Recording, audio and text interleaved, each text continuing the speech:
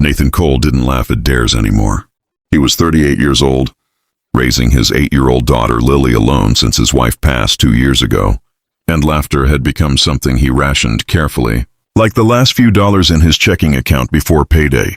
He worked in the marketing department of Hargrove & Wells, a mid-sized advertising firm in Columbus, Ohio, doing the kind of steady, unremarkable work that kept the lights on in Lily's shoes, replaced when she outgrew them. He wasn't the kind of man people noticed. He came in early, left late, ate lunch at his desk, and never once complained, even when the weight of everything pressed so hard against his chest that some nights he sat in his car in the parking lot for 10 extra minutes just to breathe before driving home to be strong for his daughter. His boss was Elizabeth Turner, 34, sharp-eyed, impeccably dressed, and known throughout the office as someone who did not tolerate excuses, sloppy work, or nonsense of any kind. She had built her reputation the hard way, clawing her way up through an industry that rarely made room for women who refused to smile just to make men comfortable. People respected her. People also quietly feared her. Nathan didn't fear her.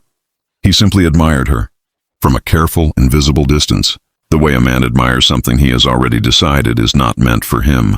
It was a Friday afternoon, the kind where the office had gone loose and restless the way offices do, right before a long weekend. Someone had brought in a cake for a coworker's birthday, and the sugar and the early taste of freedom had made everyone bold. That boldness curdled into mischief when Trevor from accounts, 3 drinks deep into a flask he thought no one noticed, turned his attention toward Nathan. $500, Trevor said, loud enough for half the floor to hear. If you walk into Turner's office right now and kiss her. The room went quiet in that specific way rooms go quiet when everyone is both horrified and desperate to see what happens next. Nathan felt his face go hot. $500. He did the math before he could stop himself, the way he did math on everything now. That was 2 months of Lily's dance classes. That was the school shoes she needed.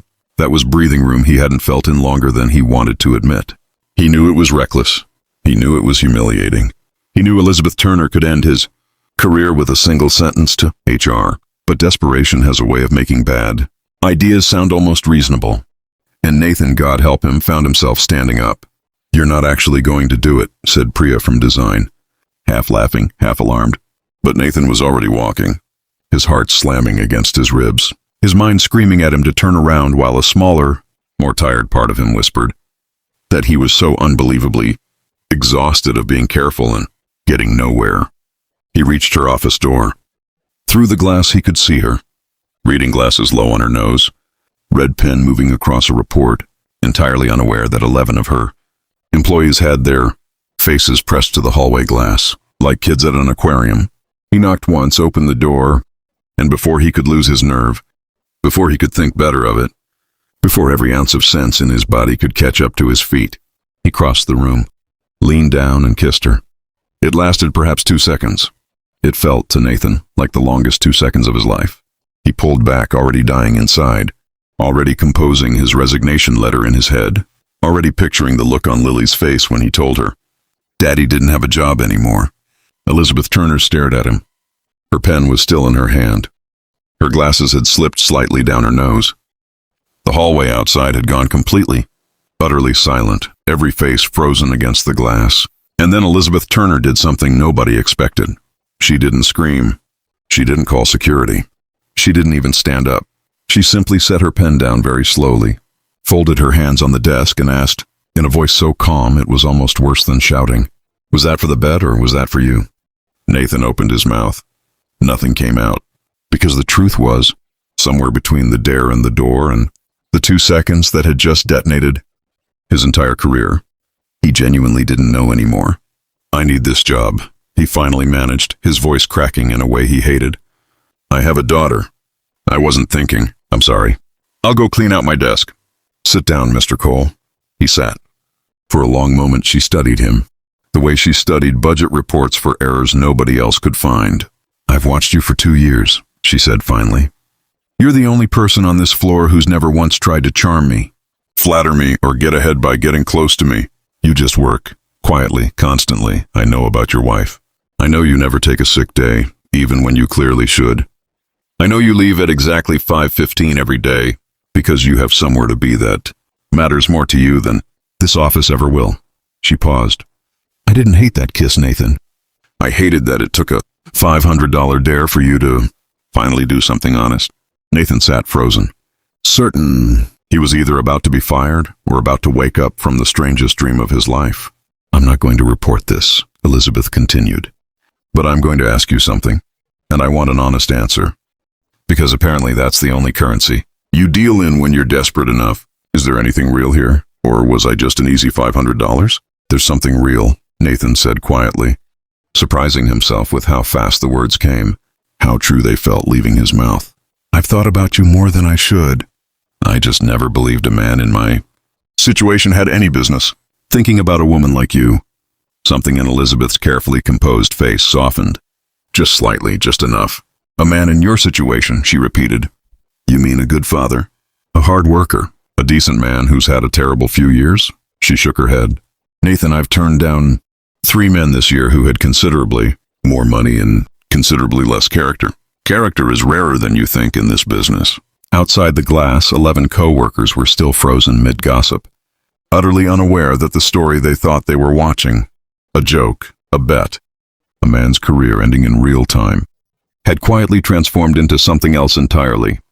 Word of the kiss spread through the office within the hour, exaggerated wildly by the time it reached the mailroom. But what spread faster, what people talked about for months afterward, was what happened the following Monday, when Elizabeth Turner walked out of her office at exactly 5:15, an hour she had never once left early in 4 years, and asked Nathan if she could buy him a coffee, since he'd apparently already paid the far steeper price of his dignity on her behalf. They started slow. Coffee became dinner. Dinner became Sunday afternoons, where Elizabeth, stiff and unpracticed but trying so visibly hard, sat on Nathan's living room floor and let an 8-year-old girl braid glitter clips into her expensive haircut, while she asked Lily serious, respectful questions about her stuffed rabbits, opinions on Elizabeth being there.